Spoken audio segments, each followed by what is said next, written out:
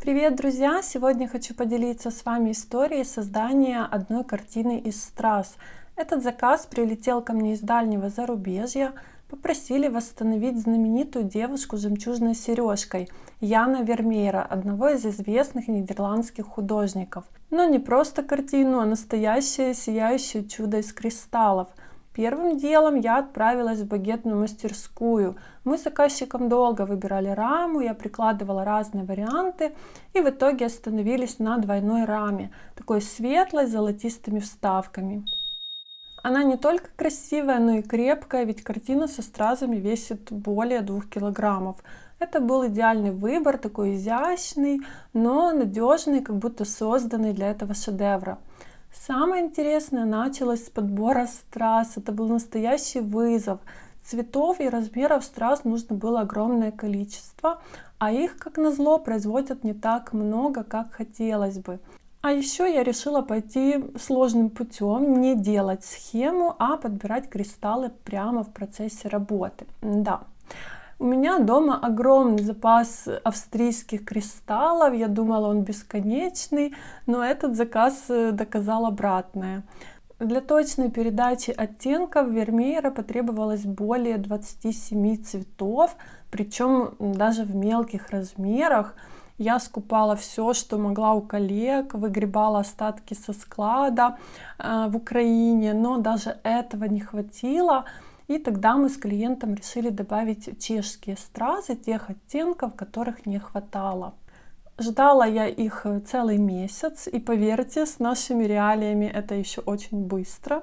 Пока все материалы не оказались у меня в руках, я была на нервах, но как только получила последнюю посылку, уже выдохнула. Потом началась сортировка, все стразы я высыпала в лоточки, подписывала каждую ячейку.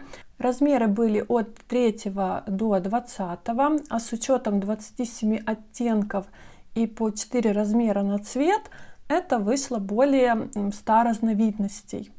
Лотков, конечно, не хватило, пришлось использовать крышечки от органайзеров разных.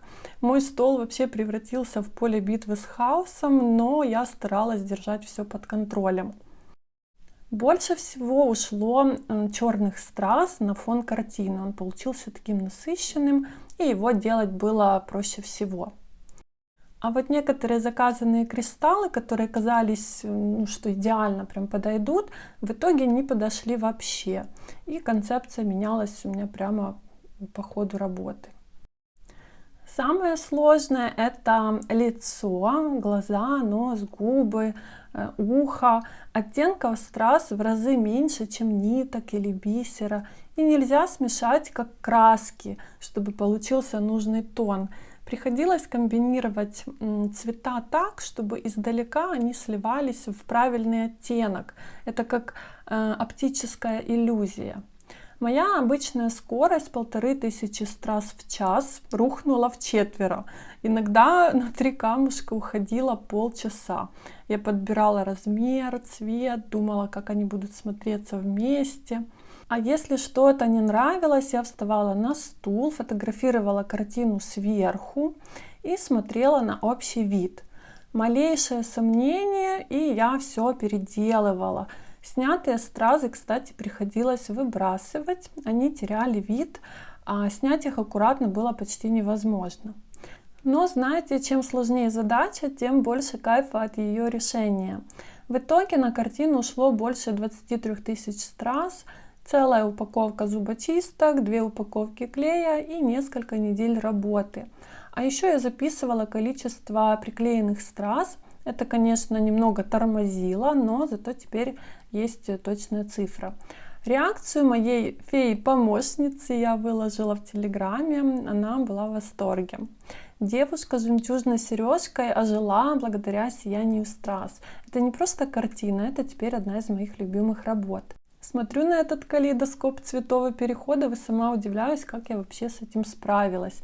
Наверное, моя внутренняя уверенность толкает меня браться за любые вызовы. Да, я волнуюсь, переживаю, но в глубине души все равно знаю, что результат будет потрясающим.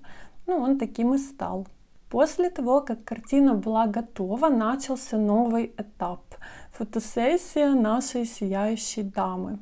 Заказчик подошел к этому делу с невероятной серьезностью, он нанял профессионального фотографа, а я стала его помощницей. Мы носились по фотостудии, переставляли картину из одного уголка в другой. Фотограф искал идеальный свет и ракурс. Снимали мы в разных залах, то на одном фоне, то на другом. Это было нужно, чтобы передать всю глубину и магию работы, показать, как картина будет выглядеть в разных интерьерах. Пока картину снимали, честно, я и сама не любовалась. Кстати, я извиняюсь за вставки вертикальных видео, все-таки большую часть я снимала для инсты, так что, пожалуйста, потерпите чуточку. А потом начались настоящие приключения с пересылкой картины за границу. Оказалось, что это не просто упаковать и отправить. Нет, нужно было оформить кучу документов. Например, нужно было взять висновок державної экспертизы, официальное разрешение, что такую картину можно вывозить за пределы Украины. Я ездила в разные части города, бегала по каким-то кабинетам, собирала бумажки. Мне казалось, что на это ушло больше времени, чем на поклейку всех вот этих кучи тысяч страз.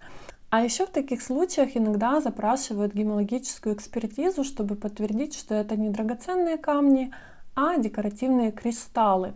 Это был настоящий квест с препятствиями, но я справилась. Каждый шаг приближал мою даму к новому дому. И вот, наконец, самая волнительная часть — это отправка. Я лично упаковала картину так, что она могла бы пережить апокалипсис. Я накупила кучу разного материала, картона и прочего. Очень переживала, чтобы доехала целым. Но все прошло идеально. Заказчик получил свою девушку с жемчужной сережкой в целости и сохранности. И только тогда я почувствовала уже невероятное облегчение и гордость. Это было долгое путешествие от первых страз до финального сияния у нового владельца. И знаете, глядя на весь этот путь, я понимаю, каждая минута того стоила.